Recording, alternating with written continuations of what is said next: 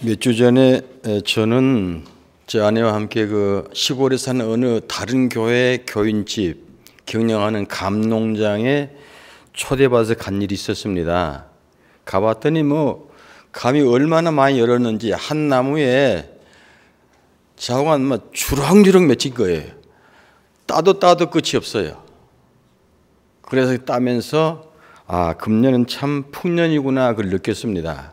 그 느꼈는데 오늘 추수감사절에서 보니까 여기 정성껏 지내는 각종 열매들을 보면서 저희 집이 그 대주표류잖아요. 역전을 지나가는데 역전 지나가다 보면 아침으로요 감이 엄청 많이 나와요. 감. 그 보면서 금년은 참 대풍이다 그렇게 느낍니다. 다행스럽게 우리 지역에는 금년에 큰 홍수도 없었고 또 태풍 피해도 없었고 그래서 아마 풍작이 된 것 같아요. 하나는 은혜인 줄로 믿습니다. 이처럼 틀림없이 가을 되면 열매들이 맺힙니다. 풍성한 열매를 맺혀서 이제 사람들 즐겁게 해주고 생을 윤택해 주는데 이와 같이 삼남한상 모든 것은 때가 되면 다 열매를 맺게 돼 있어요. 그 열매를 맺어야 되는데 열매가 없으면 주인이 굉장히 실망합니다. 오늘 이야기가 바로 그런 이야기입니다. 본문에 보면 10절에 이미 도끼가 나무 뿌리에 놓였으니 좋은 열매를 맺지 아니하는 나무마다 찍혀 불에 던지리라고 세례 요한이 요단강가에서 외친 말씀입니다. 뿐만 아니라 예수님께서도 마태복음 7장에서 말씀하시기를 그들의 열매로 그들을 알지니 가시나무에서 포도를 또는 엉겅퀴에서 무화과를 따겠느냐 이와 같이 좋은 나무마다 아름다운 열매를 맺고 못된 나무가 나쁜 열매를 맺나니 좋은 나무가 나쁜 열매를 맺을 수 없고 못된 나무가 아름다운 열매를 맺을 수 없느니라. 아름다운 열매를 맺지 아니하는 나무마다 찍혀 불에 던지느니라. 이러므로 그들의 열매로 그들을 알지니라고 주님이 친히 말씀하셨습니다. 그렇기 때문에 오늘 우리 성도들이 믿음의 열매가 없으면 여러분이 지금까지 예수를 믿고 신앙생활 잘해 오는데 겉으로 보기에는 화려하고 풍성하고 넉넉한 잎이 있고 그럴지라도 속에 이렇게 열매가 없으면 주님이 주저없이 책망하신다는 거예요. 주저없이 지체 없이 찍어버린다고 말입니다. 미련이 없습니다. 그러니까 이 말씀은 우리가 명심해야 될 말씀이에요. 오늘 말씀은 세례 요한이 요단강 부근에서 회개를 촉구하면서 외친 말씀인데 이스라엘 민족은 우리가 아는 대로 말라기 선지 이후로 약 400여 년 동안 선지자들의 외침을 듣지 못했었습니다. 당시에는 지금처럼 성경이 없을 때예요. 그리고 교회 가서 목사님의 설교를 마음껏 들을 수 있는 시기가 아닙니다. 다만 하나님께서 선지자들을 통해서 직접 하나님의 말씀을 들려주시기 때문에 이제 그런 들려주신 하나님 말씀이 400년 동안이나 끊겼다고 말이에요. 듣지 못했었습니다. 나라는 로마의 지배 아래서 노예 생활을 하면서 경제적으로 굉장히 어려웠습니다. 400년 동안 하나님의 말씀을 들을 수 없어서 이스라엘 백성들은 암울한 세월을 보내던 중에 있었습니다.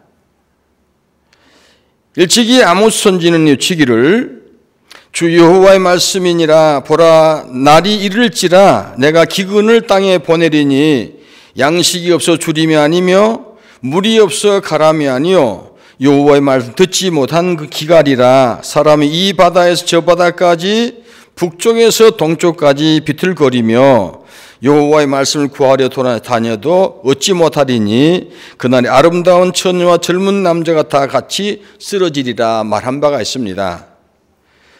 그런데 그와 같은 상황에 있는 이스라엘 백성이 중에 갑자기 광야에서 마치 햇선과 같이 나타난 요한이라는 사람이 외치기를 신란하게 합니다. 당시 부패한 정치와 종교를 책망하고 지도자들이나 정치 지도자들을 책망하면서 회개하고 돌아오는 자들에게 세례를 베풀고 있을 그때였어요. 400년간의 정막을 깨고 나서 한 말이 뭐냐? 그러면 회개하라. 천국이 가까웠느니라 그 말이에요. 따라합시다. 회개하라. 천국이 가까웠느니라. 오늘 조평 집사 밥 냈다면서요. 안 먹어도 난 다 듣고 있어요. 근데 다 밥 먹었으면 밥값을 해야지 안 따라하는 거예요. 다시 회개하라. 천국이 가까우느니라. 그리고 밥값은 해야지. 그거를 그렇게 외쳤어요. 누가 그랬느냐? 세례 요한이 외쳤었습니다. 외치는 이 소리는 일찍이 말라기 선지자가 예언한 엘리야의 소리입니다. 엘리야의 성품으로 메시아의 길을 예비하는 광야의 선지자 바로 세례 요한입니다. 세례 요한이 외친 이 말씀 중에서도 우리 심령을 울려주는 말씀이 있습니다. 그게 뭐냐? 알곡과 죽정에 대한 이야기입니다. 알곡과 죽정이. 마태복음 3장 12절에 손에 키를 들고 자기 타작마당을 정하게 하사 알곡은 모아 곡간에 들이고 죽정이는 꺼지지 않는 불에 태우시리라 그랬는데, 자, 이 말씀은 그 어느 때보다도 추수긴 요즘에 우리에게 더욱 진한 감동을 주는 말씀입니다. 뭐 도시에서는 계절의 바뀜을 느낄 수 없겠지만은 농촌에서는요, 계절의 바뀜을 통해서 철마다 역사하시는 하나님의 섭리와 은총을 직접 피부로 느끼면서 만끽할 수가 있습니다. 그렇기 때문에 또한 감사한 일이죠. 세례 요한은 말하기를 내 뒤에 오신 이는 너무너무 기대하신 분이기 때문에 그분이 예수님이신데 성령과 불로 세례를 주며 타작마를 정하게 하실 분이다 그랬습니다. 그러니까 예수님이 직접 오시면 타작하신다는 거예요. 알곡 모시고 죽정이 가려낸다는 얘기입니다. 정확하게 구별하신다 그 말이었습니다. 그러니까 알곡과 죽정이를 타작마당에서 분리하듯이 우리 신자들에게서도 하나님이 알곡과 죽정이를 갈라낼 때가 온다는 얘기죠. 마태복음 3장 13장 24절에 말하기를 가라지 비유에서 이렇게 말씀했습니다. 주인이 이르되 원수가 이렇게 하였구나. 종들이 말하되 그러면 우리가 가서 이것을 뽑기를 원하시나이까? 주인이 이르되 가만두라. 가라지를 뽑다가 곡식까지 뽑을까 염려하노라. 둘 다 추수 때까지 함께 자라게 두라. 추수 때에 내가 추수꾼들에게 말하기를 가라지는 먼저 거두어 불사르게 단으로 묶고 곡식은 모아 내 곡간에 넣으리라. 이렇게 말씀했습니다. 자, 그러면 죽정이와 알곡을 구분하실 추수 때가 언제겠느냐? 언제 그걸 구분하겠느냐? 그러면 언제 하겠느냐? 간단합니다. 가을에 하는 거예요. 가을에 하는 거예요. 초대교회 당시 복음과 파종기라고 한다면 지금은 추수기라고 할 수 있습니다. 그렇기 때문에 전도서 3장 2절에 보면은 심을 때가 있고 심을 것을 거둘 때가 있다고 그랬는데, 그러므로 지금은 분명히 영적 추수기예요. 유대 땅 베들레헴에 오신 초림 예수님은 섬기는 자로 종의 모습으로 속죄양으로 오셨지만은 장차 구원받은 성도들 데리러 오실 재림 예수님은 회개하여 죄와 상관없는 예수 그리스도의 피로 구원받은 의인을 부르러 오시고 만민을 행한 대로 심판하실 심판대로 추수꾼으로 오신다 그 말이에요. 곡식을 추수하고 보면 알곡과 죽정이를 가리듯이 오늘 교회 안에도 알곡도 있고 죽정이도 있고 그래. 여기 다 제가 바라기는 우리 성북교회는 다 알곡 되기를 바랍니다. 죽정이 한 사람도 안 나오기 바랍니다. 근데 혹 모르겠어요. 죽정이 있을지 모르겠는데 중요한 것은 섞여 있다는 거예요. 알곡과 죽정이 함께 있다는 얘기예요. 사랑하는 성도 여러분, 저는 오늘 여러분에게 부탁드리는데 기왕에 우리가 평생을 믿는 예수 신앙생활을 하는데, 자, 평생을 믿는 예수 신앙생활을 통해서 우리가 죽정이가 되면 어떡하겠어요?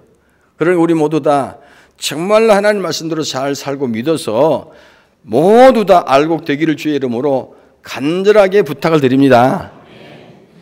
자, 그러면 알곡과 죽정이는 어떤 차이가 있느냐? 첫 번째입니다. 따라합시다. 가을에는 열매의 차이가 있습니다.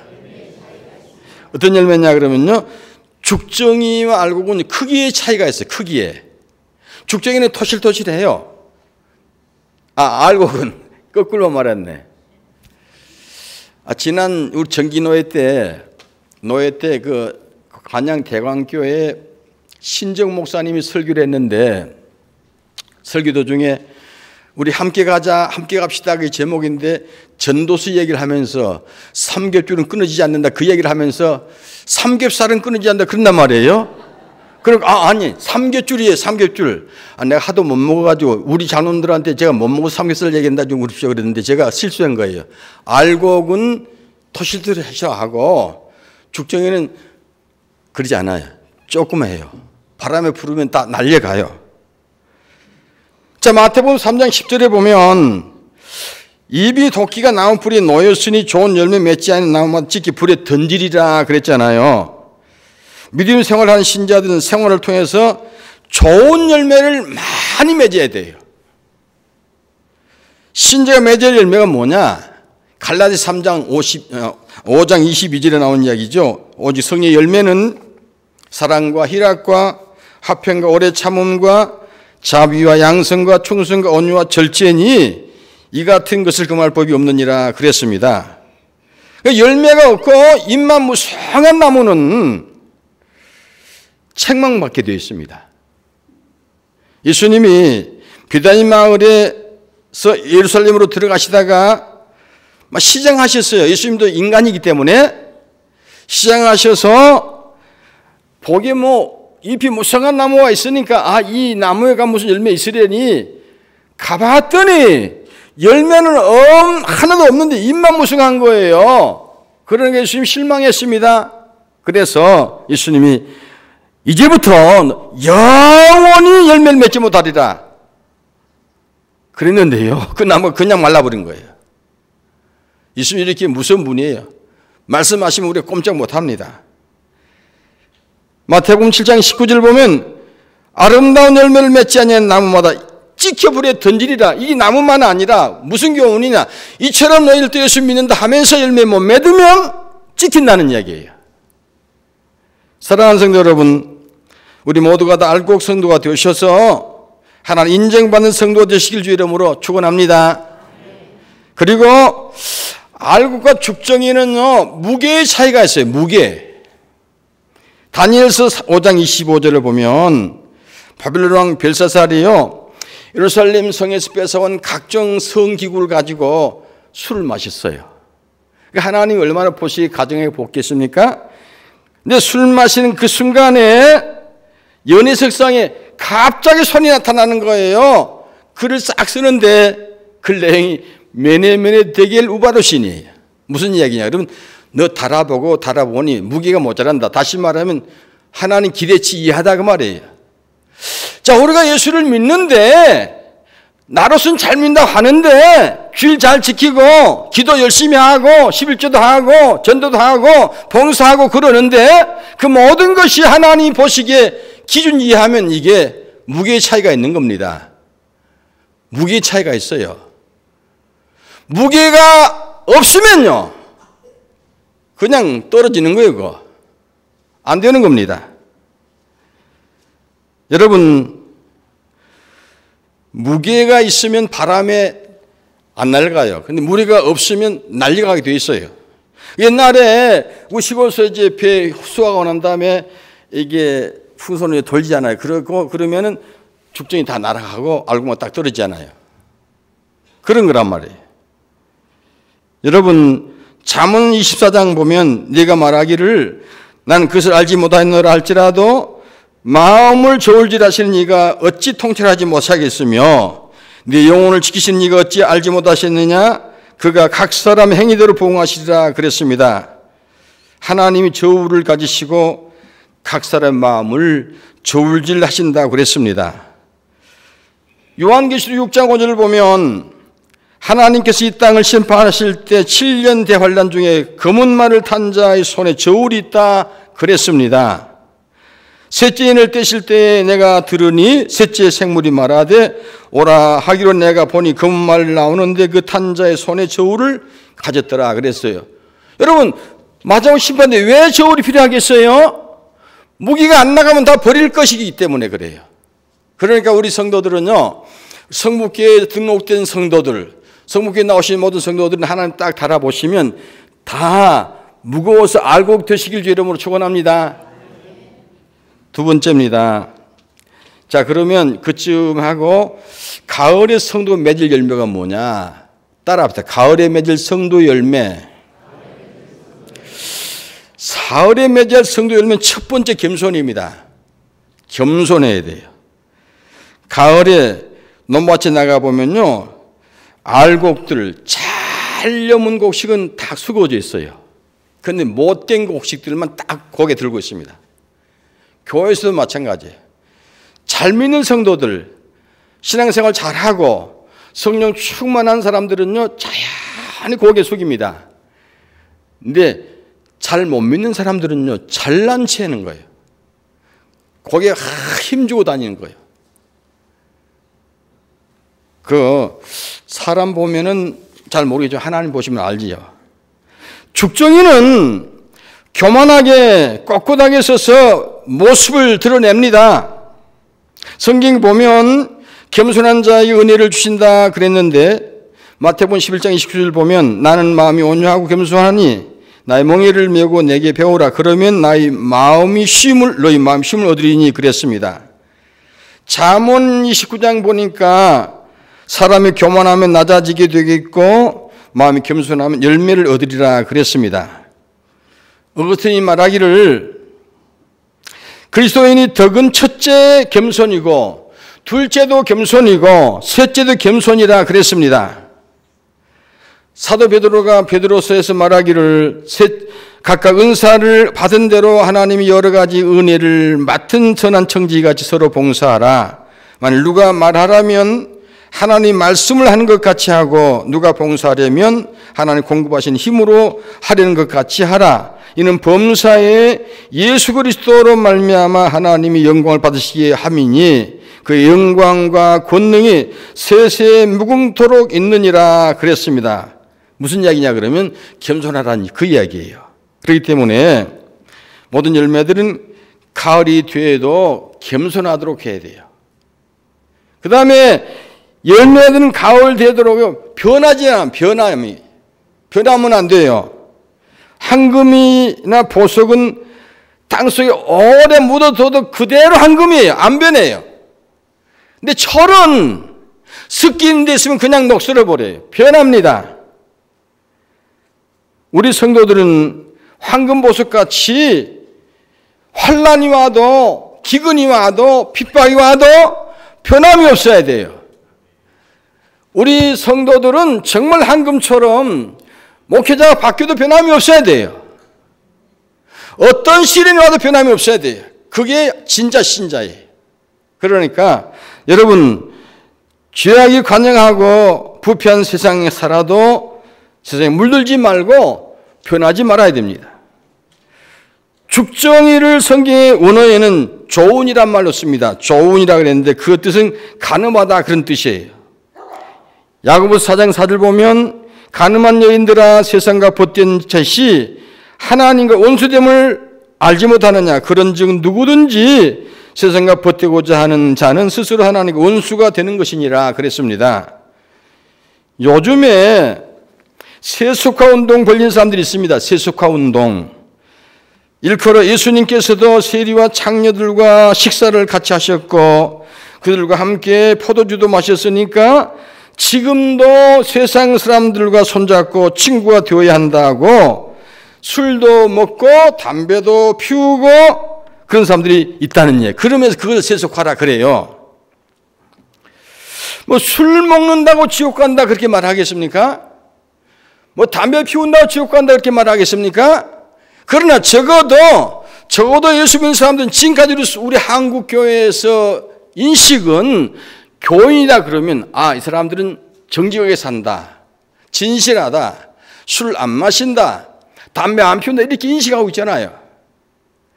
그러니까 여러분 사회를 등지고 혼자 살란 말은 아니에요.